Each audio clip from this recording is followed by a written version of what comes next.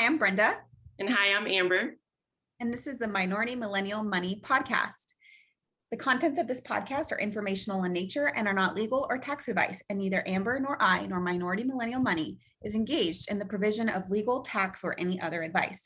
You should seek your own advice from professional advisors, including lawyers and tax accountants, regarding the legal, tax, and financial implications of any financial decision you contemplate.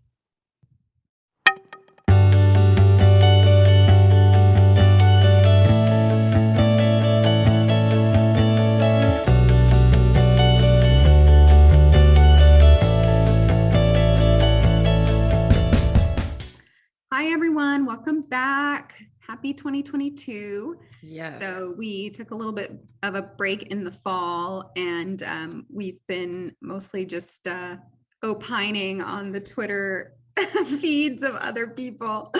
But today we're going to interview someone who messaged us. Her name is Jenifer. She's 20 years old. And she'll be asking us some questions about looking forward to grad school and how to save for that and some financial decisions she needs to make in the meantime. But Amber, what's been going on with you since October when we had our last episode? It's now January. It's MLK Day today. Yeah, it seems like that was so long ago that we had that episode. I am just traveling mostly. Yeah, I saw. Okay. Obviously still working 2 jobs, which is so funny because people on Instagram are like, do you just travel or do you have a job? And everyone's at my job like, you need to take more vacations. I'm like, clearly I'm doing things very right if that's the case. That's pretty much what I've been doing, being frustrated by all the people on Money Twitter paying off their homes. I got some unfollows from some Money Twitter people. Specifically out to get the people that pay their homes off early in this economy with how low mortgage rates are and how great the stock market has been in returns the last few years, which is not guaranteed always. Right. But yeah, and a lot of people, I will say, make great arguments for the psychological benefits of it, because a lot of people just don't want to have a mortgage and don't want to have that overhead. But I think we've talked about that a lot on the show, that you're always going to have housing cost. Like, right. Even if you paid off the mortgage, you still have insurance, you still have utilities, you still have taxes. Like, none of that goes away. Maybe when you're 65, taxes go away or they get fixed to where they don't go up anymore. But for example, I had both of my properties appraised by the city again, and taxes have gone up, and mortgage insurance went up significantly. Like on my house, it was $1,200 a year, and now it's $2,000 a year. Wow. And keep in mind, I did file a claim because there was some water damage in the house in October, but we shopped around for other policies and it was still about $2,000. So that's going to add like almost $100 a month to the payment. And that's another talk for another day, but just all this, these bros on Twitter who are like, real estate is the only way to get rich. And I'm like, yeah, I just love how men like to say that things are easy. And then you find out that they have a wife and 3 kids and you're like, okay, your wife does everything. Right. I just worry when I see those statuses that someone who's young and just making money is going to get into real estate, get in over their head. And the great thing about you, Brenda, you have so many properties, but you also have a very deep savings for each property. And I don't think that a lot of people do. And when you pay off your house and you liquidate everything, you're starting off from zero. So what happens if your furnace breaks down? I mean, yeah, you have credit cards, but you're going to pay a significant interest on those credit cards. It just makes me nervous when I see that, because I think it does work for some people. A very small amount of people. Very, very small amount. So it's just worrisome. If you already have $500K in the market and you're like, oh, that's going to grow on its own. Absolutely. Then by all means, pay off your house. Absolutely. But like, do you really want to stay in that house forever? I personally have not lived anywhere more than 2 or 3 years in my own adult life. And so I think about just how much life changes and, you can never say this is my forever home, really. Agreed. I mean, I know Agreed. people who have put tons of money into building their quote unquote forever home. And then in 10 years, they sell it. And Yeah. they may sell it for what it costs them to make it. You Yep. know, I mean, in today's market, that may change. But anyway, it's a real tired argument on Twitter. And it's like, and then the rent versus buy thing like always comes back. And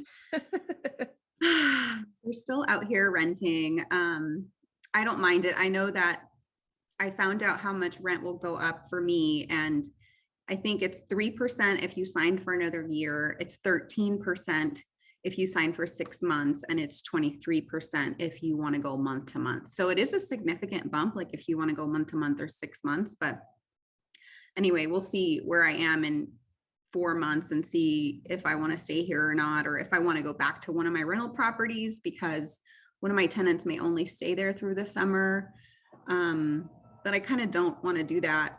It's kind of a smaller place and it does have decent cash flow for what I can rent it out for. So we'll see. That's the other thing about rental properties is like you're always in a state of limbo. Like, okay, somebody signs a lease, but a year goes by very quickly. Yep. And then you got to figure out, is your tenant staying? Are they leaving? Are you going to find a new one? Are you going to move into it? Yeah. Anyway, that's just what's been going on with me. Has anything changed in your money strategy since the last 3 months? I don't think so. Yeah, I can't recall anything that I've done. I think it's mostly the same. Everything's really on autopilot right now, 401k, IRA. I did decide to retire at 40. That's right, you did. Yes, as we text and like as I've said on this podcast, like every day I'm like, when am I going to retire? So I've done a lot of calculations, and so I've decided that at 40, I will live off whatever the interest rate is. So like if I get 20% return or if I get 10% return on my money, I'll live off whatever that is. So it'll be a couple $100,000 that I'll have at that point to live off of for the rest of my life. So there's really no reason to like continue working after 40 at the point where I have over $100,000 that I'd be able to live off on every year without it actually taking away from the money that's in the account. So basically once you hit $1 million, if you get a 10% return, that's like $100,000, right? That's like the average stock market return. I've been doing great over the past few years. Hopefully it continues. So, at that point, there's no real reason to keep working. I'll probably write full time or do something else. I'll still be in the Army Reserves. So that's actually really nice because I'll still have healthcare. So that's actually really convenient. And then it's like $1,000 a month. So I'll still have that cash flow or the ability to go back full time in the Army if some crazy emergency happens where I need like multiple millions of dollars to pay it off, which is probably very unlikely. But I'll still have that option. Have an end date. Did you start a countdown? I really should start a countdown. 9 years left. I mean, that's pretty crazy, actually. That is good. About. That's really crazy to think about. It is. It's like, I mean, I just think about how my quality of life has improved since I left full-time clinical practice. And granted, I've been doing a PhD and I love school, so that makes it better. But just the fact that you're not stuck in a place 5 days a week, that alone will drastically improve your quality of life. And maybe people who work from home don't feel that way, but they're still kind of bound to something, right? Like even if you work from home, you're still bound to the obligation of the job and the expectations and the timelines and all of that. So that's exciting. I should probably do, mine is more like 45, but I should probably do some serious calculations on that. I've been spending a bit. I mean, I also traveled in December, and then I've got a couple trips planned for the spring, and then we're going to Europe in May. Yes. So definitely, like when I think about $5,000 to go to Europe, I'm like, oh, I could have put that in the market, but then I'm like, Like when I'm never going to be 32 and able to go to Europe again. You know what I mean? Yeah, Like, yeah. I don't want to go to Europe when I'm 55. Like, I want to go now. That's one thing I will say too, because, after my interview with Bigger Pockets Money, I got a lot of feedback. And, a lot of people had wrote about me on the Facebook page and sent me messages. And one of the guys responded like, this is really sad to see this girl like ruining her life. She's going to do all this to retire at 50. And then, what will happen then to her? She won't even be able to move. Or it was like a crazy comment. And I was like, there's nothing miserable or sad about my life. Like, I guess I don't talk about this a lot, but like I make good money. So like being able to max out a 401k and an IRA and being able to put $20,000 in the market every year doesn't take anything Not from like me. I'm eating rice and beans. It doesn't take anything from me. I still order delivery groceries. I still order You're Uber able to Eats. still have like conveniences and some Yes. luxury. I Yeah. still have a cleaning service. I still have a 2-bed, 2-bath apartment. Like I'm not living on ramen. It's odd to see that. I guess if you don't make a lot of money, it's, you think, oh my gosh, she's gonna retire at 50. That means she's saving everything. It's like, it actually doesn't take a lot for me to save the amount of money necessary to retire early. And I mean, I live below my means. I feel like I have a Kia Soul, like I don't have anything really luxurious. Like I don't have any like expensive things really. Mm-hmm. So I'm still able to travel, and I definitely, want to do 4 to 6 trips a year. Is usually my goal. So that's my plan. At least 3, 4 of them I want to be international trips. Mm-hmm. So I'm still able to do that, with my income. Yeah. And when I mentioned how much the Europe trip would cost, I realized that people might be like, well, you could hack it and like, travel Europe for so much cheaper. And the thing is, like, I don't want to do that. Like, I want to stay in the nice places and I want to eat the good food. And like, I'm not 21 anymore. Like when I was Yes. 19, 20, I did that. I spent 3 months in Europe and I didn't know any better. And so everything was good enough for me, Right. and I didn't really have that much money. I honestly don't know how I did that. I don't know financially, like where that money came from or what I was doing. I must have been some kind of smart. I mean, I had enough money to spend 3 months in Europe, but I don't want to do that again. Like this is adult Brenda who has adult taste. And so I don't want to do it a cheaper way. So if you're going to comment that ways that I can do it cheaper, I don't want to know. Yeah. And I also just think that like we've spent so much time like growing up poor, you know what I mean? Like we both told our stories on the podcast, and we've spent so much time like living, not abundantly, that I think it really is time to like enjoy what life is and make the best of it. It's like, why would we go stay at a hostel? You know what I mean? Like what? Like there's no reason to do that. Right. And we should enjoy what we have. We may not even make it until I may not make it till 40. You know what I mean? Like that's a real, Right. we don't know, time is not promised. And so it is what it is. I mean, imagine you're like such a penny pincher till you're 40 and then you get a cancer diagnosis like 2 years later. Right. Anyway, that's a good perspective to look at it from. And I apologize for the background noise. My cats they have to use the litter robot while I'm recording. They have to use their noisiest toys while I'm recording. So I'm trying to mute those out. But if you hear those, there's nothing in your house. This is just in my house. So anyway, we can probably get ready for Jenifer to come on. And I'm excited to hear about her situation and just that she's so forward thinking. She's so young and asking these questions and currently getting a bachelor's degree, but looking forward to possibly going to optometry school, which is a great option. So we'll get into it with her.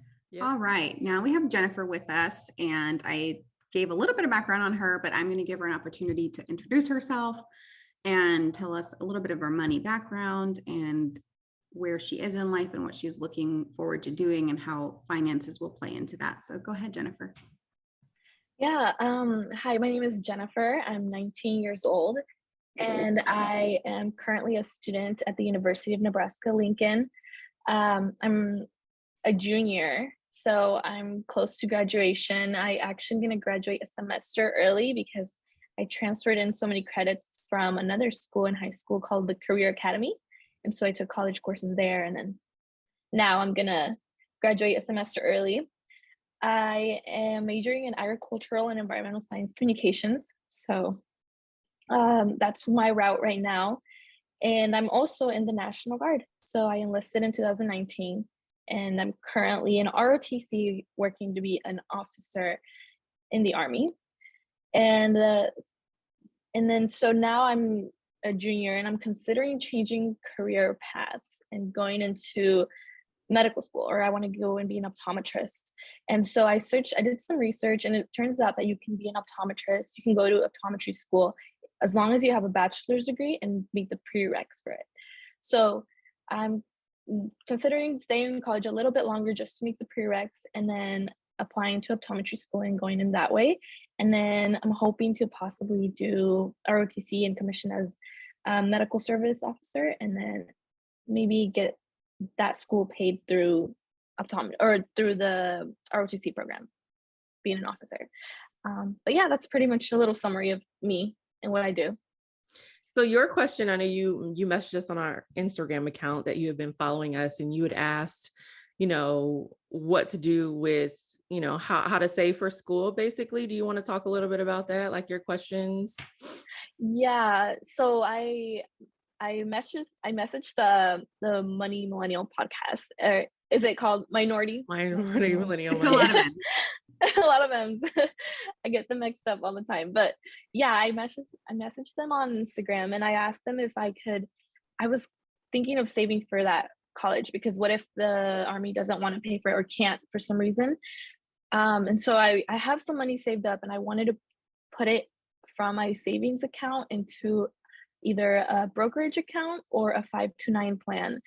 And I considered the brokerage account because I was listening to this podcast, and I know you guys mentioned that letting my money sit in my savings account wasn't a good idea, because I'd only get like 0.2% return on it. It's only 6 cents a month. And so a brokerage account sounded like a good idea for me to start saving that money, so that 4, 5, 6 years down the road, I can have a little bit more and use that money to pay back whatever college tuition or fees I have left. And so I was looking into that, but then I searched up and I found a 529 plan, and that's done by state. So it's like a college savings plan. And I just didn't know how that worked, because apparently to get one, you have to have a financial advisor and apply that way. And I just didn't get how it worked. And I was going to call them and ask, but honestly, I was scared, because I was like, they might be a little biased and try to convince me and not tell me all the truth and facts. So I was like, maybe I'll ask Amber and Brenda, and they can give me their opinion on that. Yeah, we really appreciate you reaching out, for sure. It's a hard question because, me and Brenda had sort of went back and forth about it when you messaged us. And that's why we were like, just come on the podcast, because there's just so many factors, I think.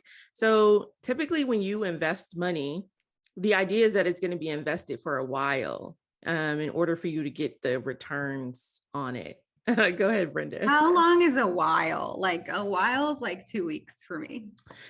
No, I would say a few years if you really want to get a good 5, return. if not 10. Yeah. To get a good return on your investment. So I don't know if I would recommend investing the money at this point. Do you have a high yield savings account, or do you have a regular savings account? It's just a regular. Okay. Mm-hmm. So I think definitely a high yield savings account would be helpful. For sure. We've talked about that on the podcast. Brenda, you use M1? I used to use M1 for brokerage before I went to Personal Capital, but I use Wealthfront for high yield savings. They're probably not the highest now. When I got into it, it was the highest, but when the rates drop significantly, now it's like, I didn't want to put the effort into moving the money when rates are going to probably stay pretty low. But yeah, I agree with Amber. I think if you have some money saved, depending on your timeline, like you're 19, so I mean, if you told me I don't want to go to optometry school till I'm 29, then I would say, yeah, put it in a brokerage account. But you Yeah. probably want to go right 2 after your years. senior year, or Yeah. so we're in January of your junior year, which means you're going to graduate in spring of 23. No, she's a semester early though. Oh, She's so you're graduating. graduating this December. Yeah. Yes. So it's possible that you would apply this fall for next fall optometry school. Mm-hmm. Yes, but the thing is I have to meet the prereqs, so I might stay a year longer to fill those prereqs to get into the colleges I want to. And so I might spend another year or two trying to fill those in. And Can you do those prereqs at a community college, or do they have Yes. to be done at a university? I was gonna say that's what you want to do. Yeah, I was don't pay thinking, university prices for prereqs. okay, because I was looking at the colleges and some of them were talking about that they want the university level, they prefer that, but community colleges could work. So because my major is not, I'm not a pre-med student, I've come from a completely different background because it's communications. I'm scared that if I go to a community college, they might be like, oh, she doesn't even have a major that's related to.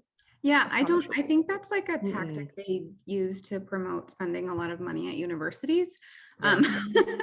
And I totally understand your fear, right? Because you wouldn't want to be like, oh my gosh, I didn't get in because I went to community college. But honestly, I don't think it's that big of a deal.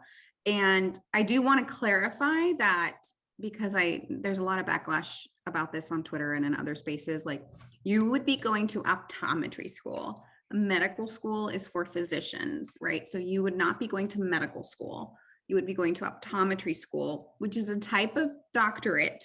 So you're still going to be a doctor of optometry, but physicians have this firm grip on the term doctor. So just be careful saying that you're going to go to medical school, because that is, the physicians have the medical school. Okay. Okay, got it. And okay, so you're thinking about optometry school, and you're graduating, you're getting your bachelor's probably this December, correct? I would And get, then- if I were you, Jenifer, I would get the bachelor's and get out of there. Get out of the University of Nebraska, wherever you're at. Get the bachelor's and get out, because people do post-bachelor programs all the time. I know a lot of people who, after we graduated from law school, they wanted to go to med school, like they realized it wasn't for them or whatever.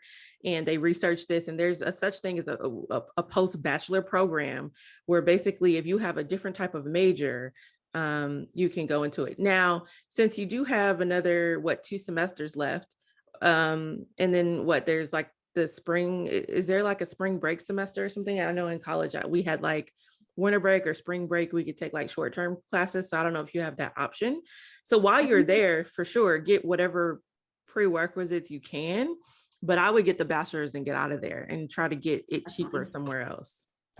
Yeah, I mean, I kind of want to make a note about the privilege of just the inherent requirement for privilege of some of these schools, right? It's like, I made the comment before we recorded that we looked into the cost of optometry school, and it's not cheap essentially anywhere. It's not like my degree where you could get it for $20,000 or $100,000 depending where you went. It's like pretty average between $35,000 and $45,000 per year for 4 years Or tuition only. for tuition. And I said, well, now I know why most of my optometrists have been white. Yeah. Because it implies that you have to have some privilege to be able to A, take on that debt, or B, have the money up front for it, right? And then they add the layer of, and we prefer that all your courses be from a university, all your prereqs, apart from your BSN. Like, come on, I don't know.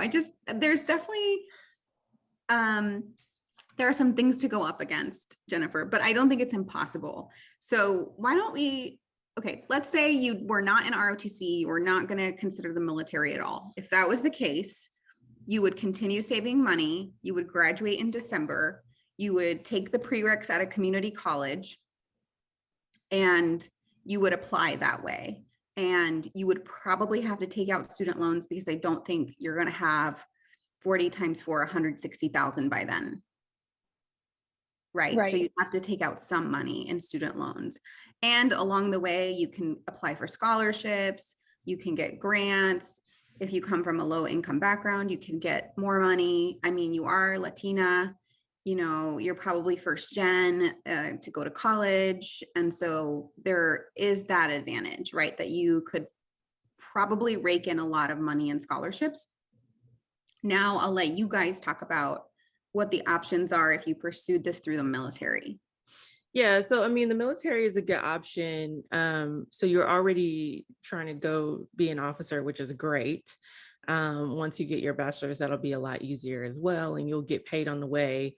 So it looks like, based on just some research I did, you can apply for a program with the military to go get your optometry degree, where they'll pay your tuition in full and for all your books, and then you get a stipend every month, but you would incur a military obligation. So how do you feel about, I don't know how long the military obligation will be.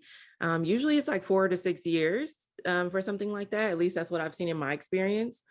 Is that something you want to do, is be active duty for those years? I just want to say time flies, and time is an easy way. I mean, you're still going to be getting paid when you fulfill that obligation. That being said, please make your decision independently. Well, I think I would be okay with that. I know that so far I enlisted in 2019, and it feels like I just enlisted, but I've already done about 2 years. So time does fly, and I've had some good experiences in the Army already, and a lot of the benefits are great. So I think, yeah, I would definitely fill that obligation.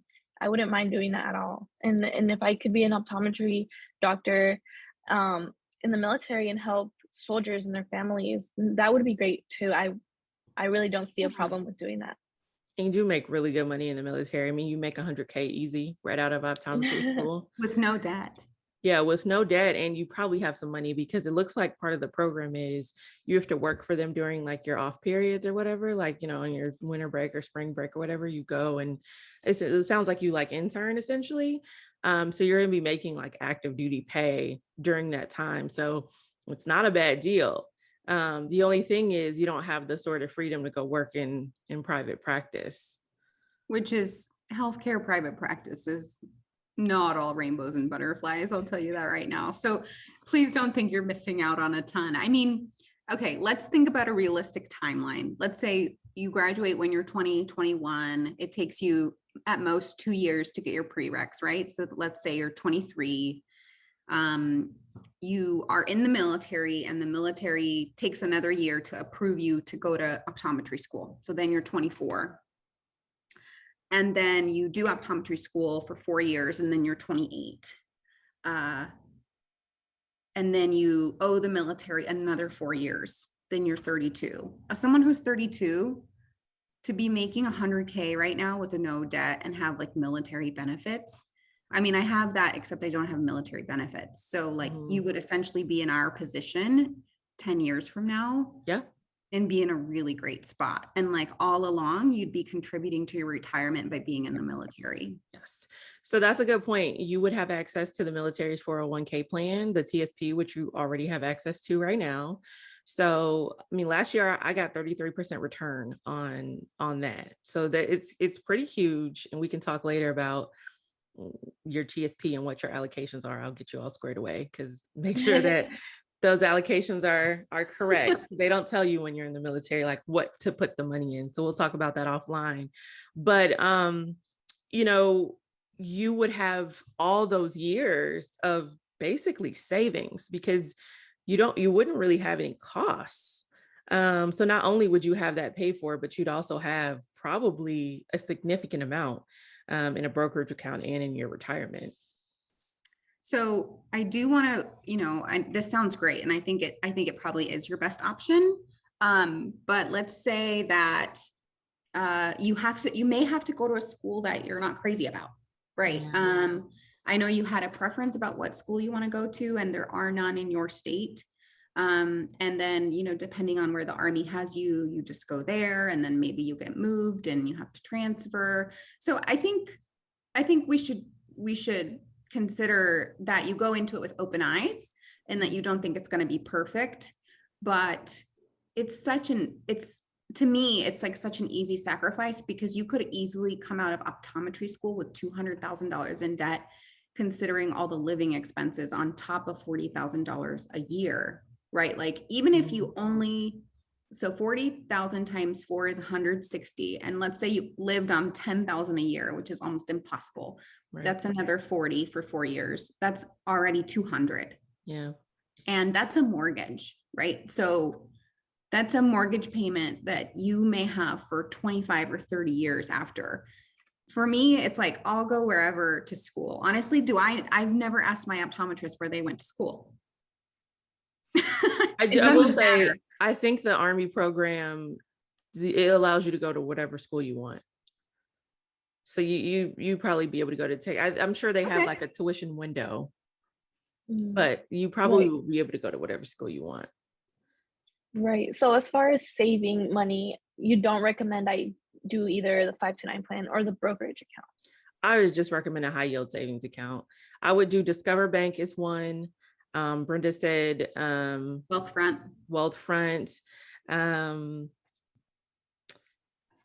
I mean, I just recently bought some treasury bonds that give 5% interest.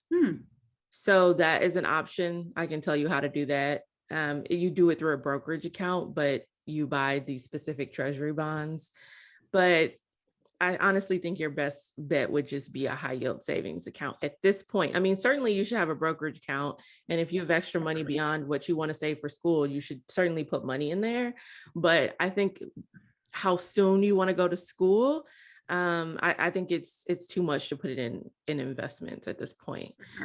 Just because we don't know what the market will be. I mean, we know that the average is 10%, but that's not necessarily year to year. Like next year, it could be -2. The year after that, it could be -5. And then it might go up to 30. So like if you've been in the market for 10 years, you're doing great, right? But if you need to take it out immediately, it's not so good. You've lost money at that point. Right. One thing I will say though, I always make sure to not make the military the only option for people, because I know that a lot of people are very averse to the military for whatever their personal reasons are. I'm a big proponent of it. I love this country.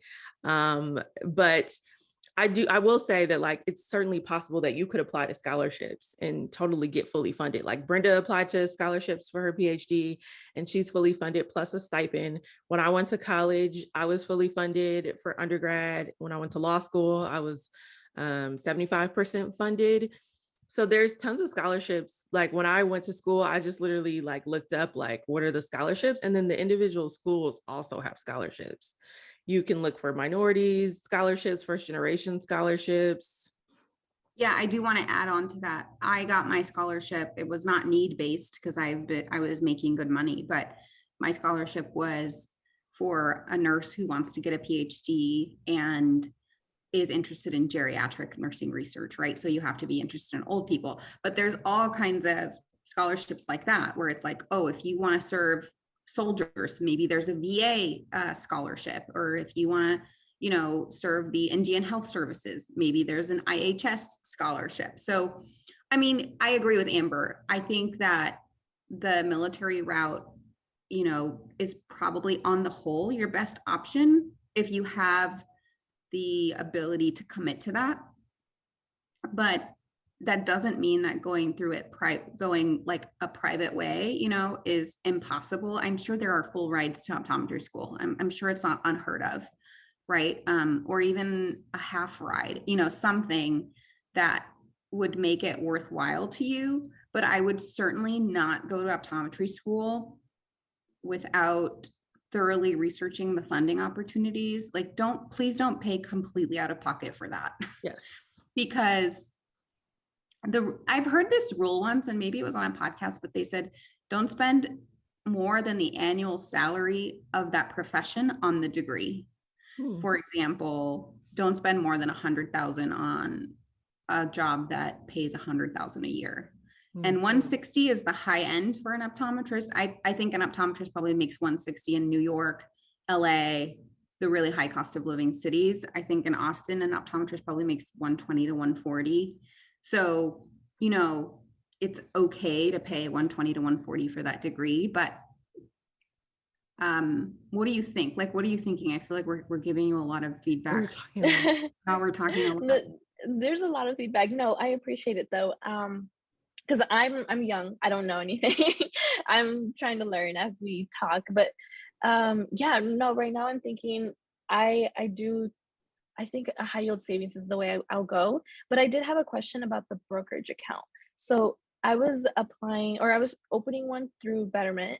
I have a 401k through that too. And I was going to open a brokerage account with them, but there was different types and I didn't know what each one meant. There's an individual taxable one that I was going to do. And so with that, you pay taxes from what you earn, correct? Yep. And I was wondering how much is that like tax, because I didn't want to pay a lot. I don't have money, so I can't really do that, but. Well, you pay out of what you make, right? Yeah. So, and it's based on how much money total you make. So for example, if I'm in the tax bracket that pays 24%, then I pay 24% on the $10,000 I made in the market that year. So I pay $2,400. But yeah. Go ahead. You're not going to like go into debt. You're not going to have to pay a lot, Jenifer. You don't have any money. You're not.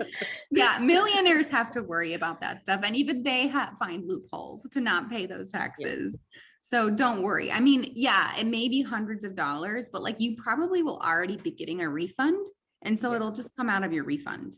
Yeah.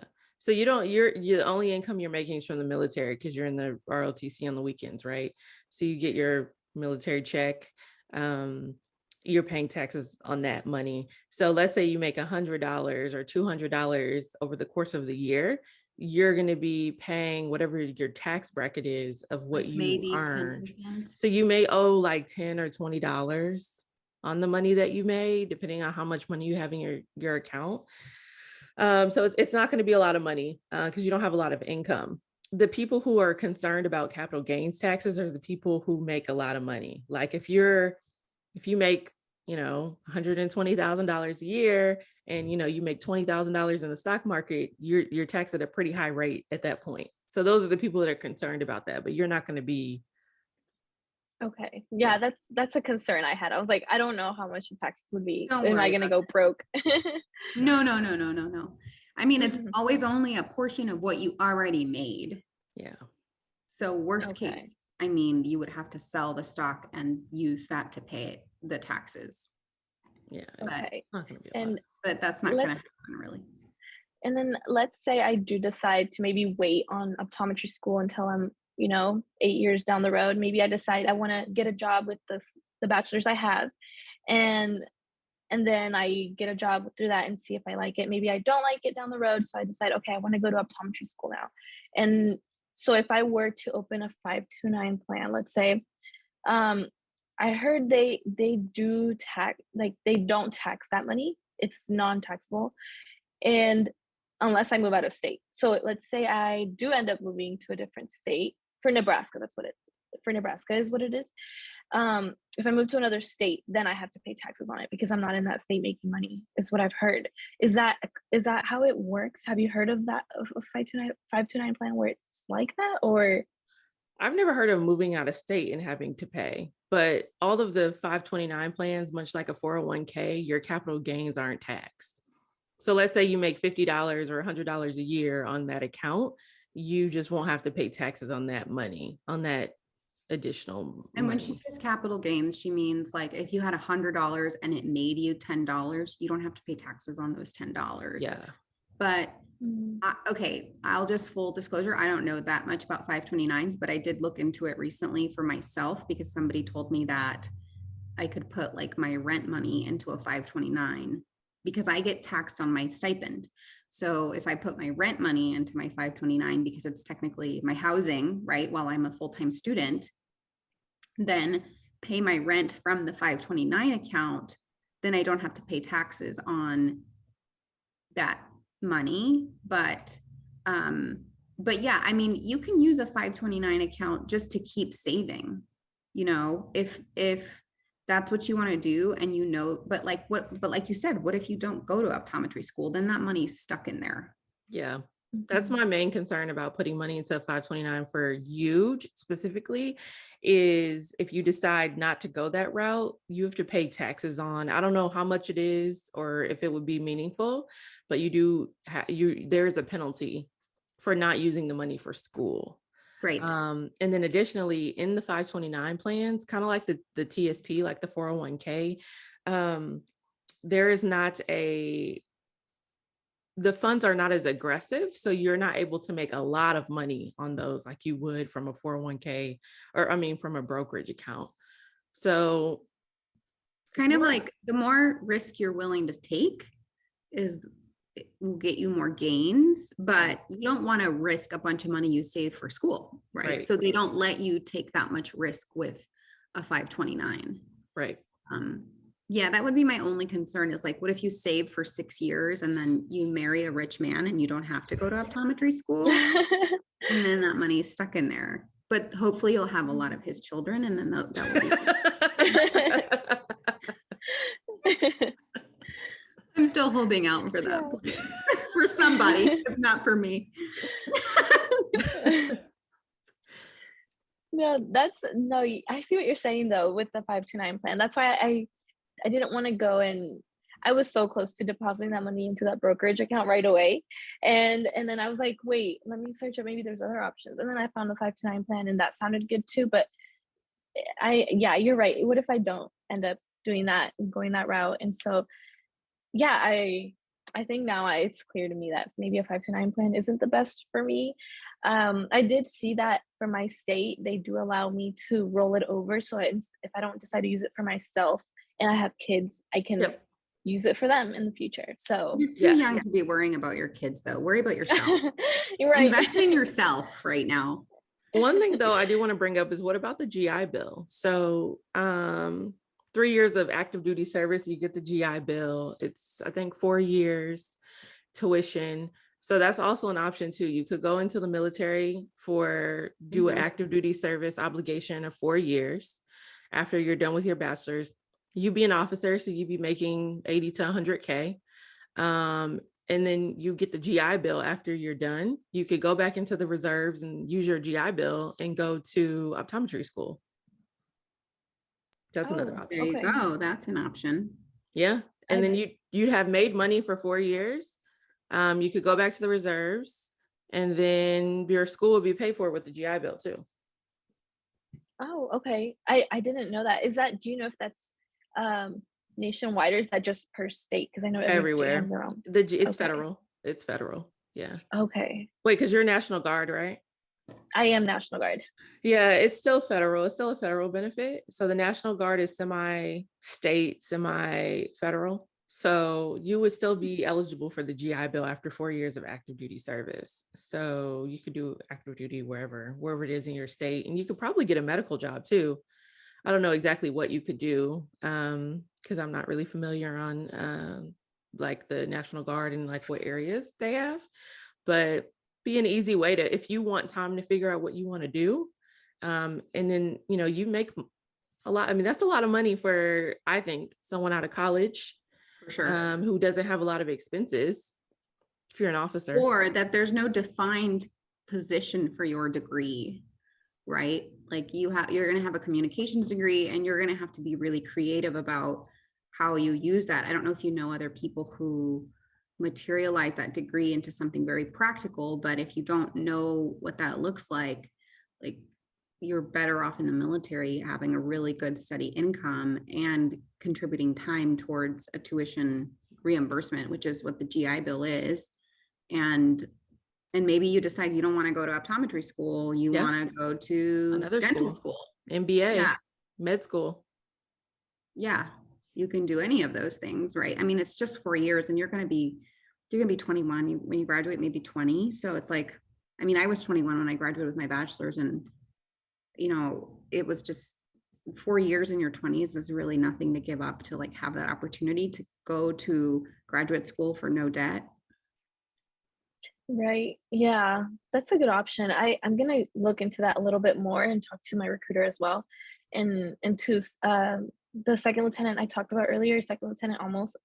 She was the one that recommended this podcast, and so yeah, I'll talk Oh to my them and gosh, see we who need we to can say find. hi to her. I know. I wonder if I know her. I don't know if I do. That's Yeah, great. she's amazing. She's always recommending podcasts, and this was one of them. And it's a great podcast. I'm so glad she told me about it. Thank you. Thanks. So sweet. Well, do you have any Anything other questions? else? Yeah. Yeah, sorry. Um, I was just curious, Amber, what's your MOS? You're in the reserves. So Yeah. what do you do? Yeah, I'm a 27 Alpha, so I'm what we call a JAG officer or judge advocate. So I'm a lawyer for the Army, basically. Oh, okay. Yeah. Okay. So I've been doing it for be my 4-year anniversary in a few months, and it's really fun. I do different areas of the law. Mostly I've done administrative law, so like misconduct investigations. So it's been good so far. That's interesting. Okay. Yeah. Nice. Yeah. Well, I don't know if I have any more questions. I don't think I do right now, but yeah, thank you guys so much for your advice. The advice is good and I'll take it because I'm young and I don't know anything, but But it's that's good good. to You hear. have so many options, you know, you really do. I mean, I think looking back, like, I don't think I had that perspective, like, oh, my life can just winnow out in so many different directions. And I have all these options. I kind of went a very traditional, like bachelor's to master's. And I mean, a PhD is not traditional in nursing, but yeah, don't limit yourself. You know, there are so many things you can do. And like, I think that maybe because your degree is not like very specific to a profession doesn't mean that you can have a really great career and that you can make good money. And I think that's important. I think more women of color should be making a lot more money. Yes. Agreed. Well, great. Thank you so much. And we do want to keep in touch with you. Yes. So Update us, please. let's put a calendar invite for a year from now. We touch base with you and see where you're at. Okay. Yeah, that sounds great. Yeah. Well, And I'll message you about those TSP allocations. Oh my gosh. Oh, He's not yes. gonna let it go. I'm not. That's funny. All right, y'all. Take care. Okay. Thank you so much. Bye.